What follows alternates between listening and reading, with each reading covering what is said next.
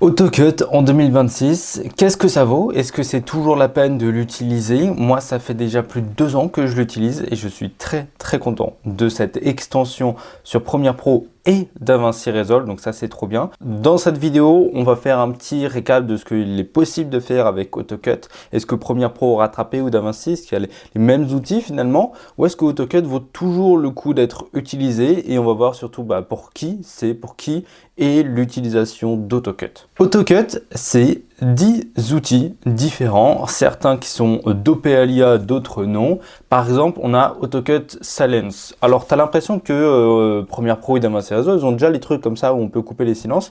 Mais ce qui est intéressant avec AutoCut, c'est qu'on peut aller un petit peu plus loin. Déjà, bon, il y a tous les petits tutos à chaque fois pour chaque truc.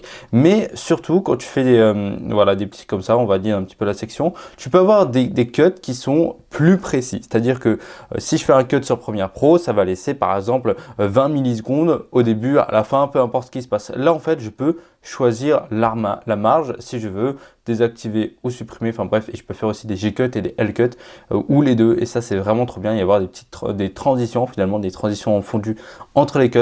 Et ça te permet vraiment d'avoir du coup une séquence qui est plus fluide à la fin. Donc certes, ils font le silence, Premiere Pro le fait aussi, mais si tu veux aller plus loin, un truc plus léché, plus cool, en fait, c'est plutôt utile de passer directement par AutoCut. Ensuite, on a AutoCut Podcast, donc là, ça édite automatiquement tes podcasts. Tu as 3 pistes audio, 3 pistes vidéo, 3 personnes, ça édite le podcast en entier.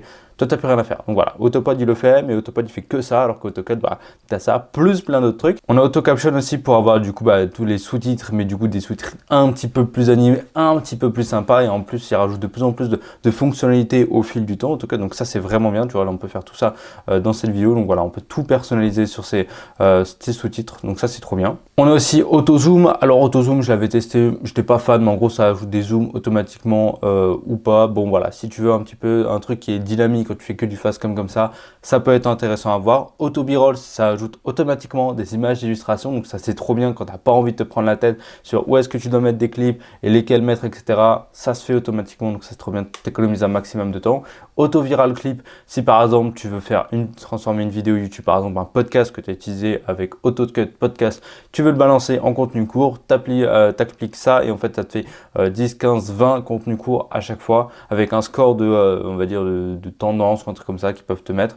AutoCut Repeat, c'est vraiment si tu fais beaucoup de facecam et que tu te répètes, par exemple tu recommences les phrases, etc. Et il peut les couper et choisir la meilleure. Auto Profanity Filter, c'est si tu dis des gros mots et tout, hop, il met un bip à chaque fois, ça te fait économiser du temps.